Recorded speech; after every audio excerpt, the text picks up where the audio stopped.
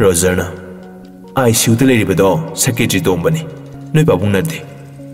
ꯖꯦꯀꯣꯕ ꯉꯛꯅ ꯑꯗꯨꯗꯤ ꯑꯩꯈꯣꯏ ꯄꯥꯕꯨꯡꯗꯤ ꯀꯥꯏꯗ ꯂꯩꯔꯤꯕ ꯔꯣꯖꯔꯅ ꯋꯥꯍꯪꯗꯨꯒꯤ ꯄꯥꯎꯈꯨꯝꯗꯨꯅꯤ ꯑꯩꯅ ꯈꯪꯅꯤꯡꯂꯤꯕꯁꯦ ꯖꯦꯀꯣꯕ ꯉꯛꯄꯗ ꯂꯣꯏꯔꯦ ꯀꯩꯅꯣ ꯁꯥꯟꯅꯔꯤꯕ ꯂꯤꯂꯥ ꯃꯌꯥꯝꯁꯤꯕꯣ ꯌꯥꯔꯣꯏ ꯑꯩꯒꯤ ꯑꯔꯣꯟꯕ ꯁꯛꯇꯝꯗꯣ ꯂꯧꯔꯛꯇꯕ ꯌꯥꯔꯣꯏ ꯔꯣꯖꯔꯅ ꯑꯗꯨꯅꯦ ꯑꯩꯅ ꯍꯥꯏꯁꯦ ꯁꯤꯗ ꯅꯪꯅ ꯊꯥꯏꯅꯒꯤ ꯂꯩꯔꯥꯡ ꯑꯃꯟꯕꯤ ꯑꯃꯒ ꯅꯅꯥꯛꯇ ꯂꯩꯕꯁꯤꯗ ꯄꯪꯊꯩꯔꯕ ꯖꯦꯀꯣꯕꯅ ꯍꯦꯔꯥ ꯅꯨꯄꯤ ꯑꯉꯥꯡ ꯁꯟ ꯕ꯭ꯔꯥꯍꯃꯟꯒꯤ ꯋꯥꯇꯣꯛꯁꯦ ꯔꯣꯖꯔꯅ ꯒ꯭ꯌꯥꯟ ꯇꯥꯔꯛꯏꯕ ꯖꯦꯀꯣꯕꯅ ꯐꯔꯦ ꯅꯤꯡꯊꯤꯁꯅꯥꯒꯤ ꯃꯅꯥꯛꯇ ꯐꯝꯂꯨꯔꯁꯤ ꯀꯩꯅꯣꯝ ꯈꯟꯈ꯭ꯔꯅꯤ ꯔꯣꯖꯔꯅ ꯌꯥꯏ ꯃꯈꯣꯏ ꯑꯅꯤ ꯊꯪꯅꯕ ꯔꯨꯝꯗꯨꯗ ꯊꯣꯔꯛꯏ ꯖꯦꯀꯣꯕꯅ ꯀꯅꯥ ꯂꯩꯒꯦ ꯄꯨꯂꯤꯁꯅ ꯃꯤꯁꯇꯔ ꯖꯦꯀꯣꯕ ꯀꯩ ꯇꯥꯛꯄꯤꯒꯗꯕ ꯖꯦꯀꯣꯕꯅ ꯀꯣꯐꯤ ꯊꯛꯁꯤ ꯄꯨꯂꯤꯁꯅ ꯐꯅꯤ ꯆꯥꯅꯕꯗꯤ ꯖꯦꯀꯣꯕꯅ ꯏꯇꯥꯎ ꯔꯣꯖꯔꯅ ꯑꯩꯗꯤ ꯌꯥꯔꯦ ꯀꯣꯐꯤꯗꯨꯗꯪ ꯖꯦꯀꯣꯕꯅ ꯑꯣꯀꯦ ꯅꯤꯡꯊꯤꯁꯅꯥꯅ ꯌꯥꯔꯅꯤ ꯑꯝꯕꯨ ꯖꯦꯀꯣꯕꯅ ꯀꯣꯐꯤꯗꯨꯗꯪ ꯄꯨꯕꯤꯔꯣ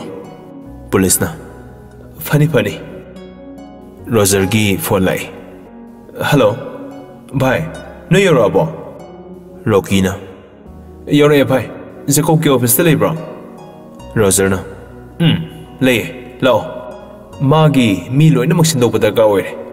ꯑꯣꯀꯦ ꯌꯧꯁꯤꯜꯂꯛꯑꯒꯦ ꯐꯣꯟ ꯊꯝꯅꯈ꯭ꯔꯦ ꯔꯣꯖꯔꯅ ꯃꯈꯣꯏ ꯌꯧꯔꯛꯑꯅꯤ ꯖꯦꯀꯣꯕꯅ ꯔꯣꯖꯔꯅ ꯅꯤꯡꯊꯤ ꯑꯩ ꯈꯪꯂꯤꯕꯣ ꯅꯤꯡꯊꯤꯁꯅꯥꯅ ꯈꯪꯂꯤꯌꯦ ꯔꯣꯖꯔꯅ ꯑꯗꯣ ꯅꯣꯏ ꯏꯆꯤꯟ ꯏꯅꯥꯎꯕꯨ ꯀꯌꯥꯅꯣ ꯅꯤꯡꯊꯤꯁꯅꯥꯅ ꯏꯆꯦ ꯑꯃ ꯂꯩ ꯃꯌꯨꯝ ꯄꯥꯟꯈ꯭ꯔꯦ ꯔꯣꯖꯔꯅ ꯑꯗꯨꯗꯤ ꯍꯧꯖꯤꯛꯁꯦ ꯃꯃꯥꯒ ꯅꯪꯒ ꯈꯛ ꯂꯩꯔꯦ ꯅꯤꯡꯊꯤꯁꯅꯥꯅ ꯃꯃꯥꯗꯤ ꯆꯦꯆꯦꯒꯤ ꯑꯉꯥꯡ ꯎꯅꯕꯒꯤ ꯗꯦꯜꯂꯤꯗ ꯂꯩꯈꯤꯌꯦ ꯑꯩ ꯑꯟꯇꯤ ꯍꯣꯏꯗ ꯂꯩꯌꯦ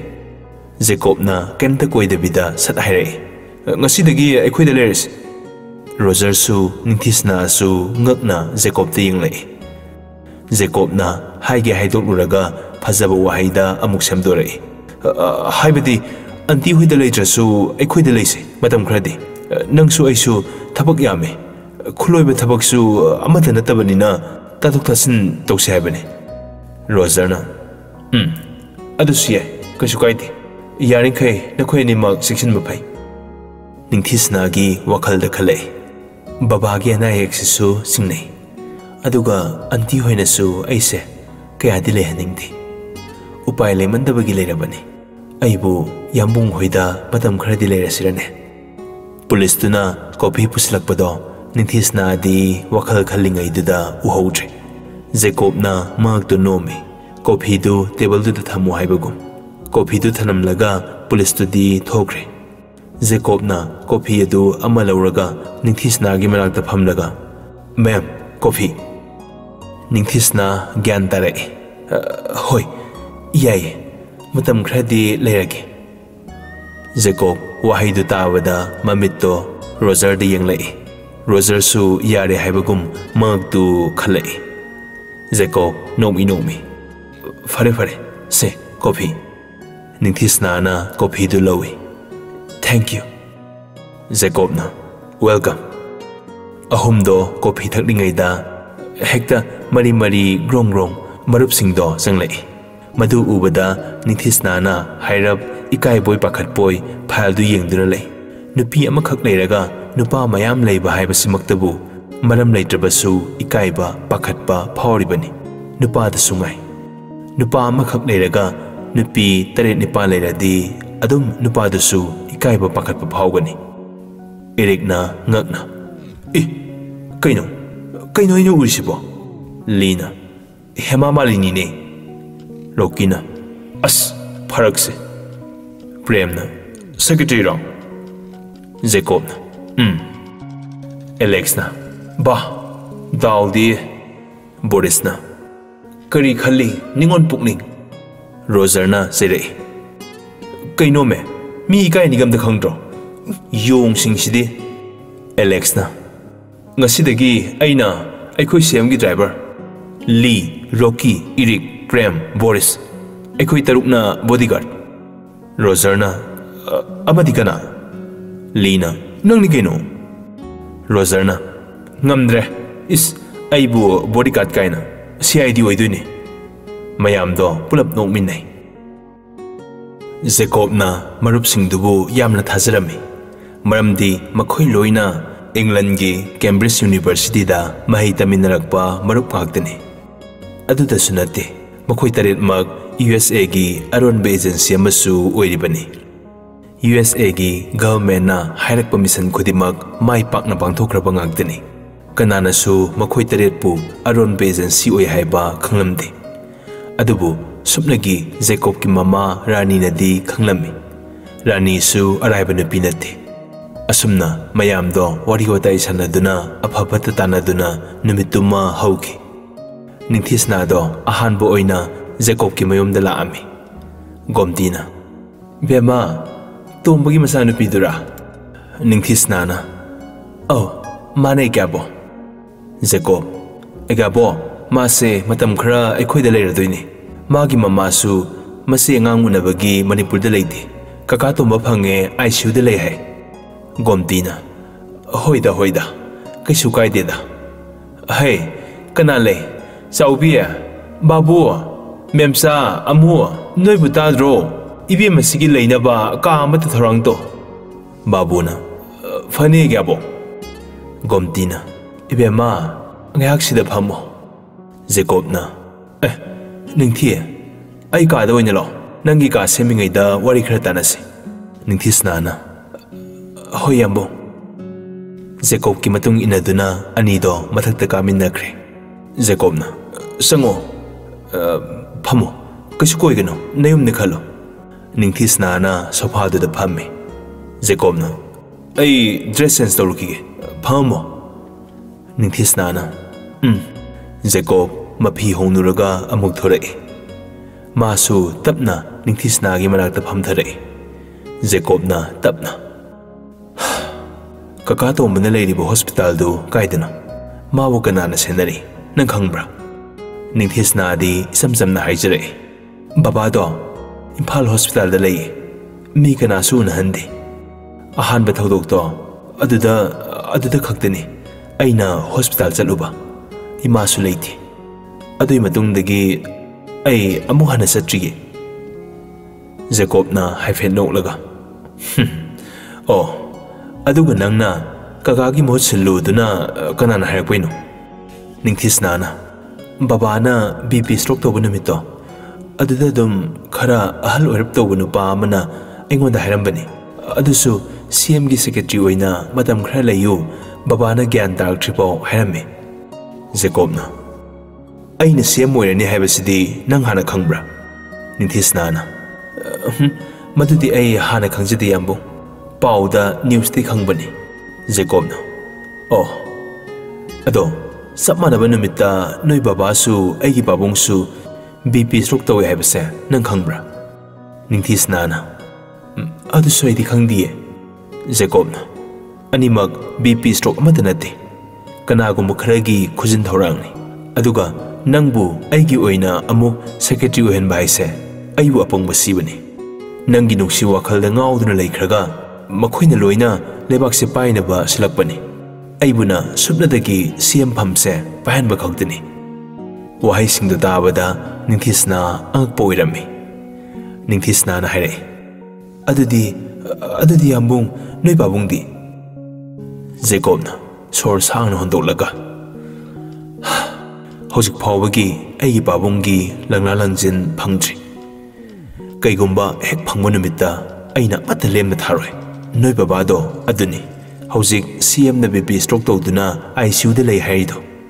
ningthisna mapa bungbu ningsing lei mapi irasu selei tanik laba khonjel duna asumna hairai baba na thapak halakpu khudingi awa nungai loina share torame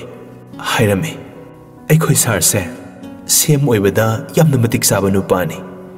mangonda misang mikhai mari mata haiba leiti mipum khudimak sak manani yengba ngame हंदकी तामसिदा नते CM दा नते PM फाव ओइरकप याय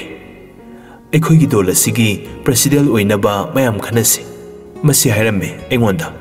अदुगा बाबाना तौरिबा थबकसिंदुगी मतंगदसु एंगोंदा वारी हे लिबिरमे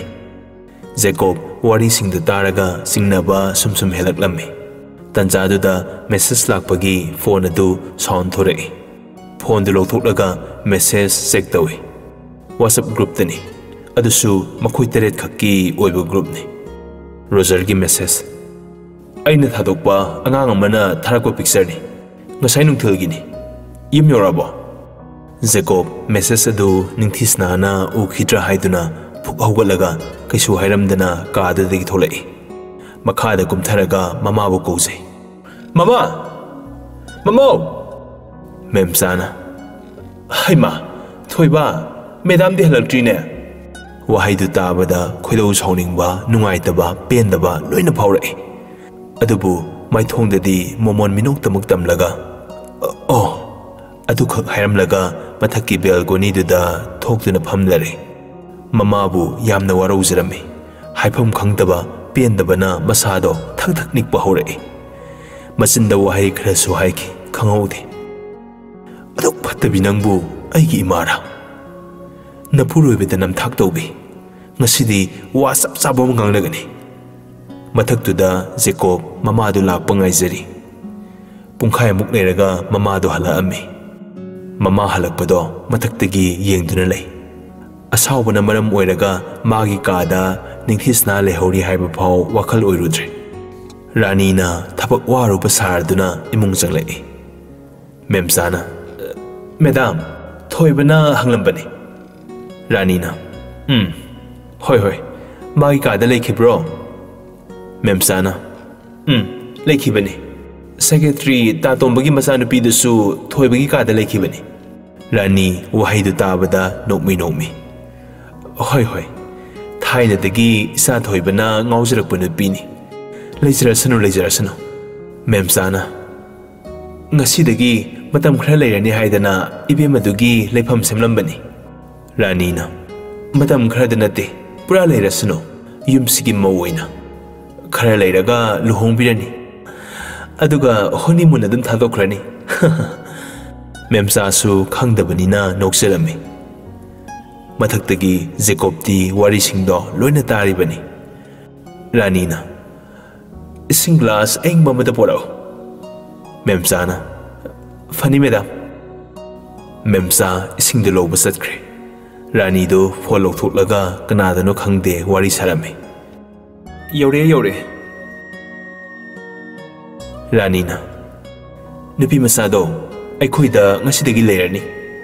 isana khwaidagi pamjabani sidaidi makhoi ni nuksinazarani adaidi nuksilangda tawkhrani wari singdo taruraga Jacob masado hena maisa khalai asawbana masado nikpa sumsum henjalai amuktang kanna lawre mama rani khangpre khangi masado kaidagi kauraino yenglami ure masana mamit kadu khana mathaktagi yenglakpado rani su tahata thamage thoibana kaure thoiba imalae adu hairaga masagi manakta na mathakta ka khalai Jacob mamaido asomda phat onthoklaga makhwanga do melaga lei kainu mamana pamnise rani na khangdaba saraga kaidorage imai sana makhadana gomti su masuna kanna mamabu kokhibaduda kaidorabano haiduna kadagi thorai hey thoiba kaidonaba yorogene noiba Jacob sakpham sathanjinki mathaktagi aigabo kaistodi aina kouba sungna tadabaduda sauningdana kanna koubani gomtina ihe angawa sidi ibe madudi mai kada leikrabo Jacob na leiramani gomtina phare gomti magi kada amuk sangkre Jacob maboksi sangkibadu ubaga amuk makha tare plan khudimak imana sanba ngakdini haibase ai loina khangi mama aise pikta pikli bangang di natrabani रानी कैसु थौसादना इसाना करी तौरी करी ओइरी हाइबदसु इमासु लोइना खंगे जेकोबना अइना अरानबा तौरुबदो Imangi इ यावबै ओइरमे हौजिक्ति अइ पाबुंगी इ असेंबदो ओइरनी रानीना इसाना पांबदो mama थिंगनरोय अइगे पांबसु थिंगलकनो Jakob असावबा मगा लोइनना ममाना ओक्तबी ओइबदसु अइना खंसिनदना लैयो eyebrow रानी वहाइददा सावदुना मसागी ममाइददा खुपाकना थाकी थोइबा Jakob ममाइदु नालादुना मोइरांगदा project अमगी meeting चली हारिबदो नुपा अमगा लेमिनबा चलिबा नत्रो रानीना सावरगा मदु नंगी नथौ नते अइसे नपाबुना फारगा लौखिबनी नुपादो अइगा थाइनदगी खंगनरकपनी जेकोबना खुपा खुरगा वा वा वा ममा मोइबगी लिसत हाइसे अदुरो मपी मपा मोइबई लोइनबिना अदुक तुकचबा लिसत ममा अइ USA गी स्पेशल एजेंसी मनी मखोइना पांगथो हाइबा थबक खुदिमक लोइना माइ पाकना मिशन क्या क्या पांगथोकी मदु ममाना खंगे हाइबा नत्रो अदो यज्ञनबा मना यज्ञनबा मदा लमन खुमनबा गाक्तनी अदुबु नसागिना पुरोइबाबु नमथाक तौदुना असुक अरोल थुप तौरमनी हाइबसिदी लाजद्रबा पाबुंगनदी खंगलमलोय होइने पाबुंगना ममाबु फारगा लौबनी हाइरो ओइद्रमक्सु नसा वफमदु यारगे अदो पाबुंगना ममागी कई वाहनगे पाबुंग अतोप नुपी नहादा चगत चगत तौखिब्रो नसा पाखंग फाराफाव अफब खनबा ngamद्रबी नंगबु एगी इबारो हयेंदे एई बंगलोदा लेखिनी अइगाबुक्सु पोकिनी नतोमता युमसिल लैजहौ अदु हायरमलगा जेकोब चतख्रे रानी मपी रासु सेले साउनिंगबसु फावी मसिंदा तपना होय अइ फत्ते अदुबु प्लान असे ngasi ngaragi natte sahi kya kya gi mamangdagi pangthorakke khalakpa ngakdani Jakob मागी कादत चंगलकपदा निंगथेसना अदुम तुमिन फमदुना लैरमे जेकोब हौजिक्तदा ग्यान लाए ए अइदी इकौबु कौरे अइ ममागा वरी सानौबने हाइरमद्रे साउनुको निंगथेसनाना याम्बो साउदेदा जेकोब फरे नंगसु वारमननी पोथानाबु तौरो साकनुरमनी नंग कादो अइ ताकलगे अदुगा हयेंगदेदी अइगे बंगलोदा अइगा बोका पुन लैरोसे निंगथेसनाना होयाम्बो जेकोबना हयेंगदी MLA मयामगा अहानबो ओइना मीटिंग सु पांथोकदोइनिना कई केनो खरा तानासे निंगथेसनाना होयाम्बो अदो प्रोजेक्ट खरदी बिल कायरमे सेंटर दगी थादरको पैसानी क्रोर सट्रुक मु हेना थादरकपनी सामनी मुक्ति हेना कायख्रे कई प्रोजेक्ट नो हाइबदो थिदोक्तबे यारोय से सांगसिसु ओरिजिनल मानदे जेकोब असाव पुंबा फाथाजै तपना फरे कोना तपना तपना पाइखसे अखोय अनीबु अंगांग ओइरे खंगलरोय उररोयना अपंग बसिबदी यारोय थबुक्तुगो पैसादो ओनरमद्रदी मदुदा सेनबु खुदिमक चैराक सोइदना पिगनी लो सक चानाबा नंगसु ड्रेस होंगलुरो अइ नेने होइदा हाइगे निंगथेसनादी इसम समना हाइजरे अइदी ड्रेस मत पुरक्ते जेकोबना अदुगिदी कैसु खलुनो अइ हापेन याम लेबने अनीदो खंगनोक नोथोकमिनरे नोकना नोकना जेकोबना नंग युमदा पाव हाइख्रबो निंगथेसनाना हाइख्रे हयेंसे अइगी पोचै मरु ओइबा कैका खरा लरुगे जेकोबना होइने होइने मखादगी गोमतीना इमोसना थोइबा साक्षारसे लाकनरो जेकोबना अइगाबो ले रानीना मथक्तगी इमासी होइ जाबिरो बेमा जामिनरुरो ममादी कैकेनो खरा चासिले निंगथेसनाना होय ममा जेकोब ममितो पैरप ममादी यंगजै अदुबु रानी उसिनदबा सारगा माइकादा संख्रे